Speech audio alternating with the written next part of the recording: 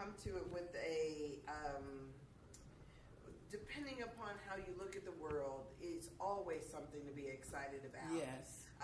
This past week was no different. I'm always going through these things and I get these divine insights, I think. And sometimes it's because things are meant for me to see.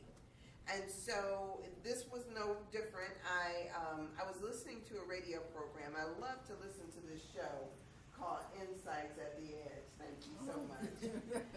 There's a show called Insights at the Edge, and it's a podcast.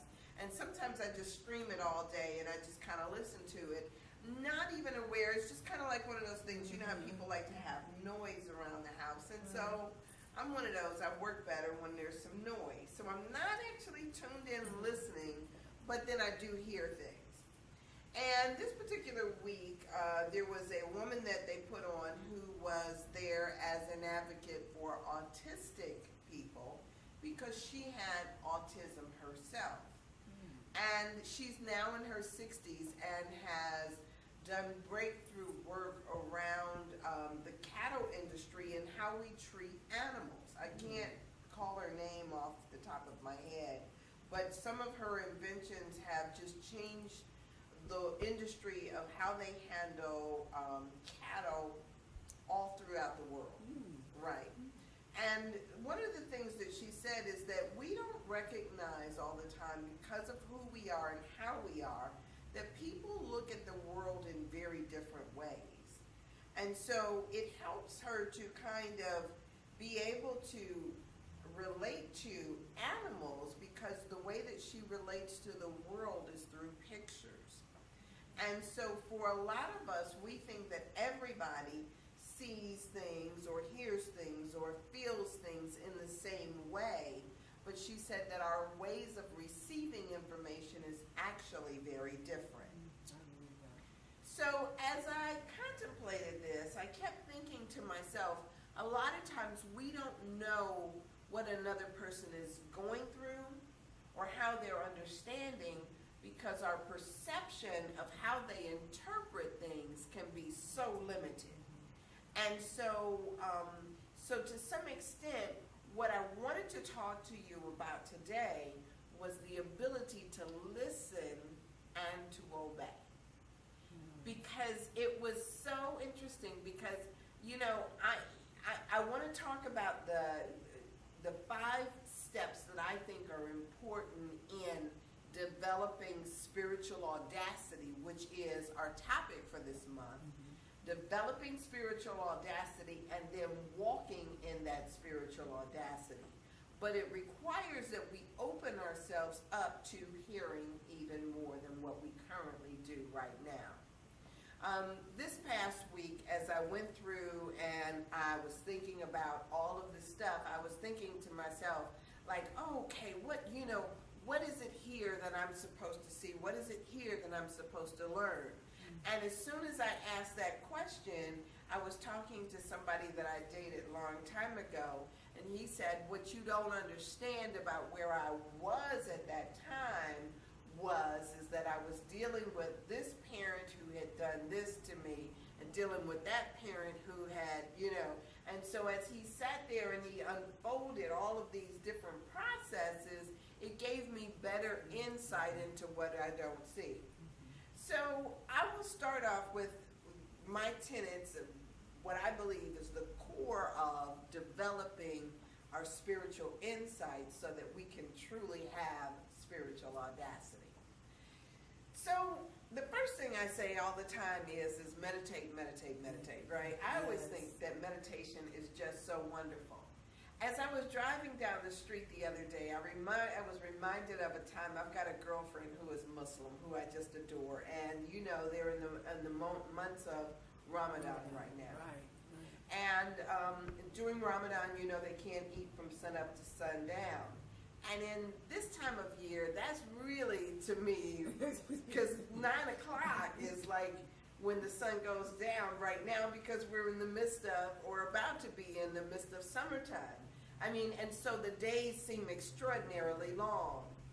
And so, from being around the Muslims and having friends that are Muslims, they do prayer 5 times a day, come rain or shine. No matter what's going on, they need to break and do prayer.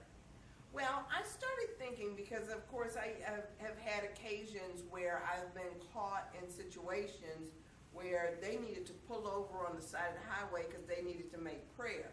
Or for some reason I got caught in the car when everybody else in there is making prayer, and I'm saying, hey, I need prayer too. So, come on with it, And so, and I've thought it to be so beautiful, because one will always lead and they'll do their prayer and they do and it was so beautiful. And I kept thinking, why not do the same thing in my life with meditation?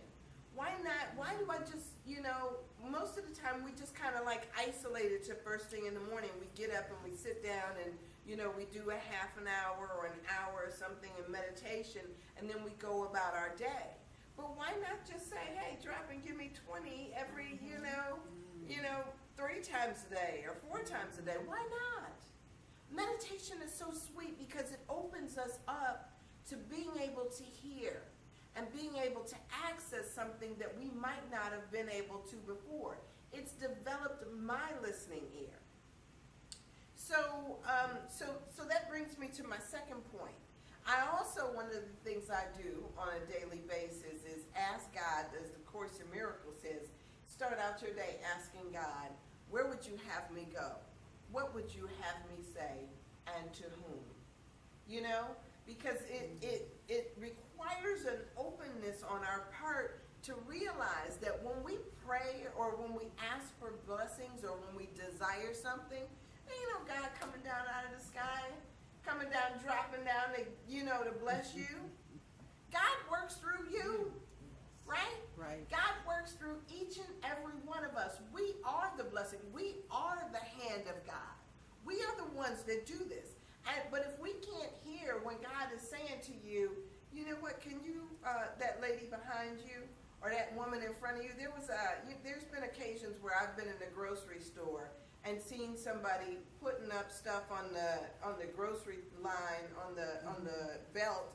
And I'm keenly aware of, and we all know it, when people are counting their pennies and trying to figure out, I got this much money and this much to buy.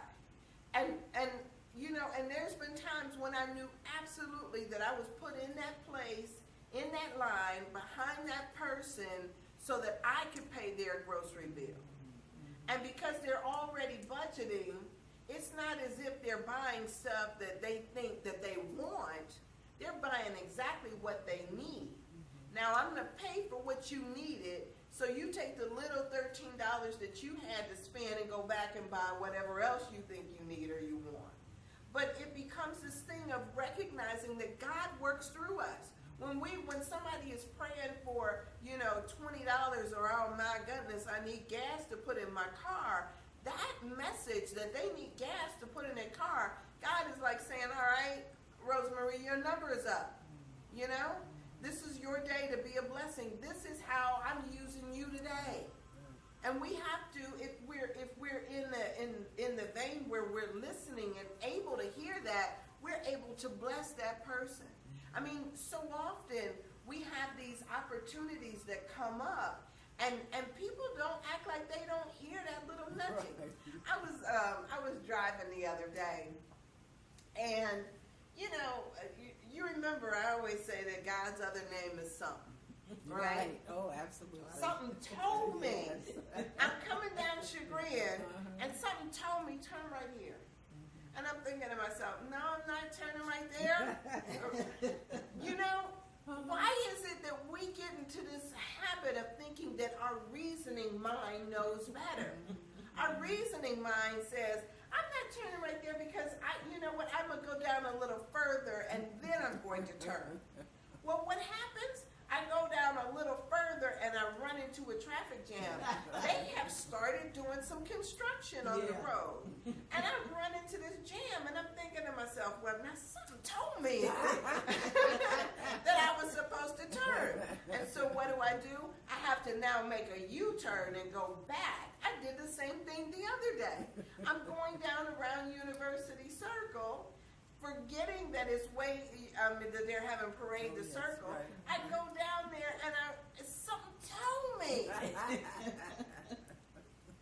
And the amazing thing is that God, I always tell people, we have this perception that God's voice is supposed to sound otherworldly, like coming from some ethers or something.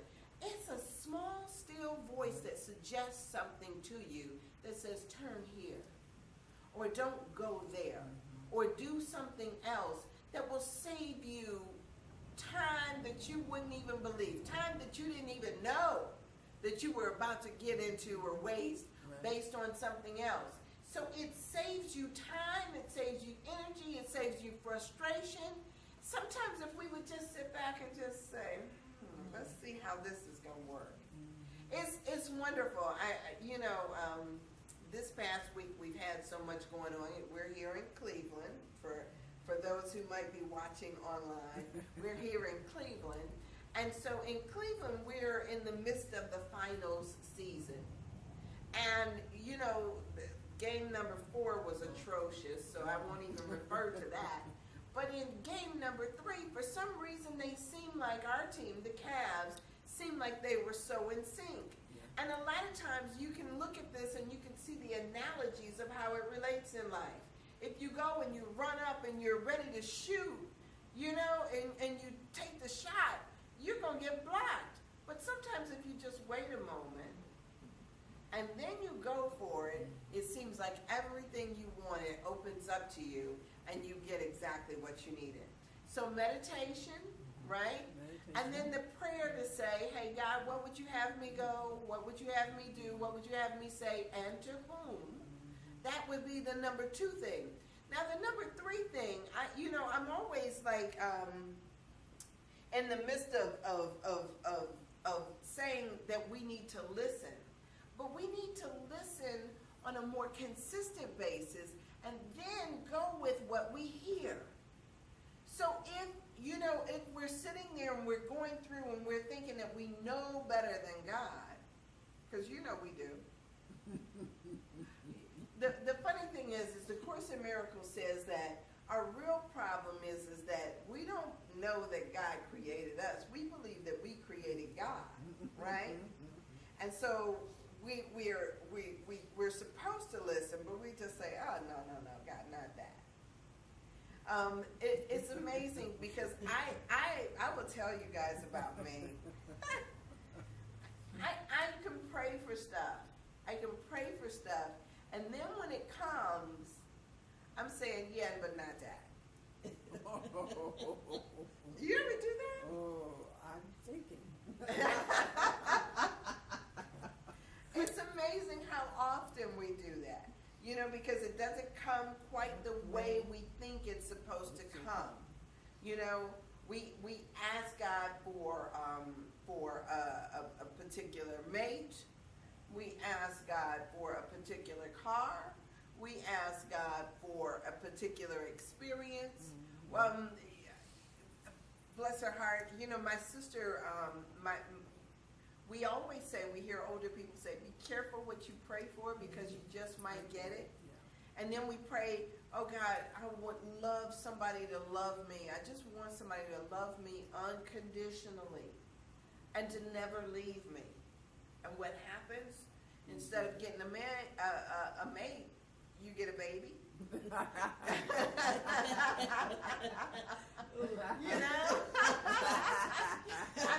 I mean, there's so many ways that can work out. That's not necessarily what you expected or what you anticipated. And so when we're thinking about things, if we develop our ability to listen and follow what it is that we hear, and then be open to what it is that shows up. Be open to how it shows up. That shows that we're trusting, and it shows that we're in faith. And I mean, I could go on and on with examples of this because it's happened so often to me. I sit there and I pray about and I think that I desire something, and then what shows up doesn't necessarily look like what I thought it should. The perfect job for me is not always the job that I was praying for or that I desired. Right. We're looking and we're saying, you know, I want this particular one, but then another one shows up.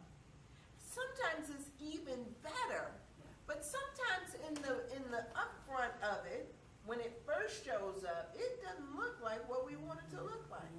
You ever see how that happens? It doesn't quite look like, but what it is it's a setup for something bigger and better. So being open and receptive, we have to say, hey, this is a possibility. You know, let me step over here because it's taking me to where I want to go. And a lot of times we're not trusting in that way. I don't want to skirt over this because I always tell people that forgiveness and all of this stuff is like top, you know, because all of this stuff, if you're not in in the business of letting stuff go and releasing things out of your life, it blocks your ability to hear. It blocks your ability to receive. It blocks so much stuff. And so, you know, just the act of forgiving something opens you up to a whole new spectrum that you may not have even been aware of was an option before. Forgiveness is a fabulous thing. I've been trying to declutter my house this past week. Yes. Oh my gosh. Oh, wonderful. And as you declutter, it's almost as if you're giving, you know, because clutter, it stagnates. It blocks the flow and doesn't come in when you've got too much. Right? Or you keep piling on top of. That's not healthy. Yeah. And so it becomes this thing of just let me get rid of it. And somebody else's, your junk could be somebody else's treasure, really. And so, so it is this process of letting go. It seems like something just happened to me where this was the case. You know, something that I'm sitting there and I'm thinking to myself like, wow, I really don't want this anymore. I have so I'll tell you guys a little bit about how junky my house is. No, it's not that junky, really. I've got a foot locker that sits at the bottom of my bed. And in this foot locker, I can tell you I've got quilts, and I've got sheets, and I've got sheets, and I've got sheets. Yeah. I got all of this bed linen, but because my darling Alan had bought me bamboo sheets because I have night sweats so bad, I've got these bamboo sheets that I kind of just keep, cycling through those sheets that I really like. So I've got all these sheets in my, in this thing. So I opened it up and I'm thinking to myself, this makes no sense. I had sheets that still were in the wrappers that had price tags on them from Value City. So really? They were brand new sheets, never been used, and they were that old, Value City old. So as I'm looking at these things and I'm thinking to myself, okay, so I take them out and I started putting them into bags because I bought bags just for the donation stuff. And as soon as I did that, I said to one of my tenants, I said, I've got some sheets that I'm about to get rid of. And he says, oh, I need some sheets. And then he says, how many? He says, okay, I'm going to take a couple of these. And my son, who just moved into a new house, he needs some sheets. And I was like, oh, I've got another Foot Locker in here. Let me look through there. And so I managed to get rid of towels. I managed to get rid of sheets. I managed to get rid of a whole lot of stuff to somebody who was sitting there saying, oh man, making it sound like I was so kind and so giving and I was doing, and I'm thinking to myself like, wow, thank you for receiving it. Right. Thank you for receiving it in the same spirit as because I could have given them away a long time ago. But it was the perfect time, at the perfect moment, to release this. There are so many things in our lives that we need to release. People have cars that are piled up in their backyard that somebody would be so thankful for if we would just release them. Remember, I'm always talking about there is a flow to this universe, right? Yes. Everything flows. And when you're holding on to stuff, you're blocking the flow. And so it becomes a thing of how do we get into and how do we be a part of and participate in the flow. Sometimes it's about giving forward, forgiving, letting things go. All of that stuff is just a wonderful thing. Yes, yes. So we've also got to learn how to follow the guidance that we receive, right? If we receive guidance to do a particular thing, a lot of times we don't even know why we're doing it. I didn't know why I needed to declutter. It just so happens that once I started to, that an opportunity presented itself. Sure, I could have drove that stuff up to the Goodwill, which is what I do most of the time, but now all of a sudden I've got a direct recipient of the stuff that I'm trying to give away, and that, you know, that's happy and willing to receive it. And so if we just follow the guidance and follow those gentle nudgings, we'll be right in line with where we're supposed to be. So all of this stuff is just, it kind of works together, whether we know it or not. God speaks to us in these gentle ways. It's the little nudgings, it's the little ideas, it's the suggestions, and sometimes it's just something that we could have been there all the time, but all of a sudden today you notice it. Right. All of a sudden out of nowhere it presents itself to you. I was out the other day and that same exact thing happened. I'm driving down the street and a restaurant that I hadn't even noticed as many times as I've been there, all of a sudden it lights up. I see it and it's like right there and I'm thinking like, oh, all right. And so I turn into the lot and then reasoning sets in. Now, I am one to tell you that, we got those two little things that sit on our shoulder. One is over here telling us what we can't do and why we shouldn't do it. And of course, that one sets in. Well, if nobody is in that restaurant, it's probably because the food is not good. You need to keep moving, And I'm sitting there and I'm going through this stuff and I'm hearing this voice over here and I'm hearing this voice over here. And this voice over here is telling me to go in. And it's just a gentle suggestion. And this one over here is trying to tell me all the reasons why I shouldn't. Now, in life, that happens to us all the time. All the time. Whether we're thinking about making a purchase or making dinner. Right. It is all of these things that keep coming up. I tell you, there's a wonderful wisdom to the voice of God and how it speaks to you that doesn't need all of the ducks to line up in the row. It doesn't need all the rational reasoning and all of that stuff. It's a gentle voice that speaks to you. So what is it saying? Sometimes it's telling us what we need to do. It's not always about, go here or go there. Sometimes it's saying be gentle with yourself. Sometimes it's saying forgive yourself. When I went out to the car to get my water, I saw one of the church members from the earlier service, and she was just pulling off, and she spoke because and she says, well, I guess they couldn't wait a few minutes for me. They knew I was coming, but I guess they couldn't wait for a few minutes for me. And I said, oh. I said, well, you should come in. I did one of those things.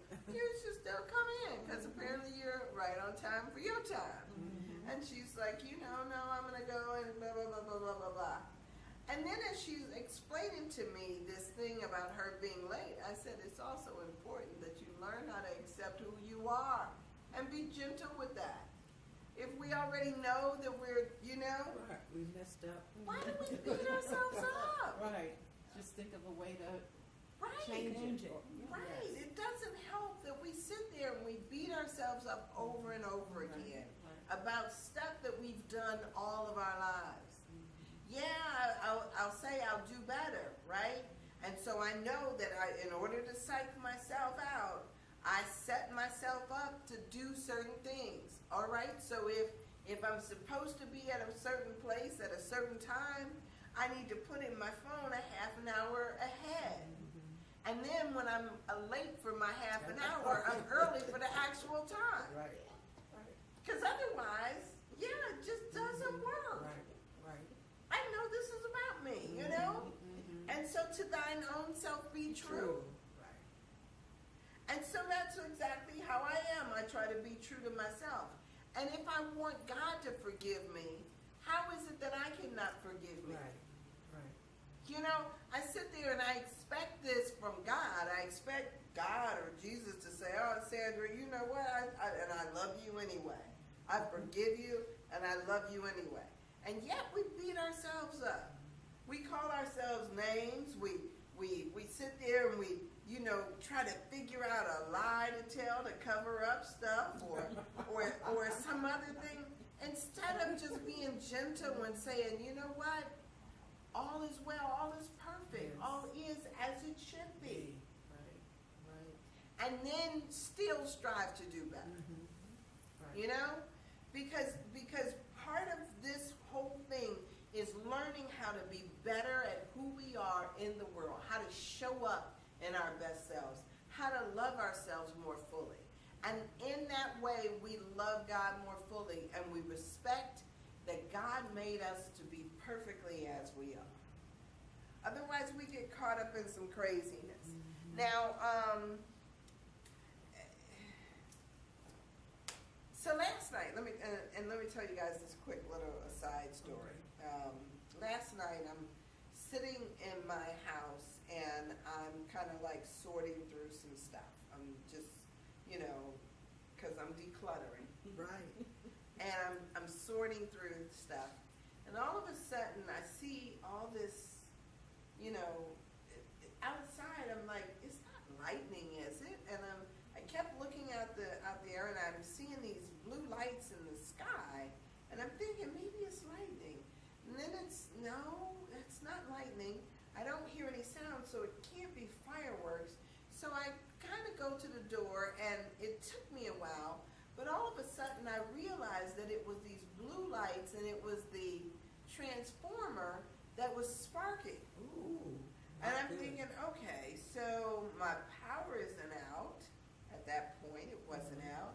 And I didn't know who to call, so I started just calling numbers. First, I called the illuminating company, but I'm not reporting a power outage.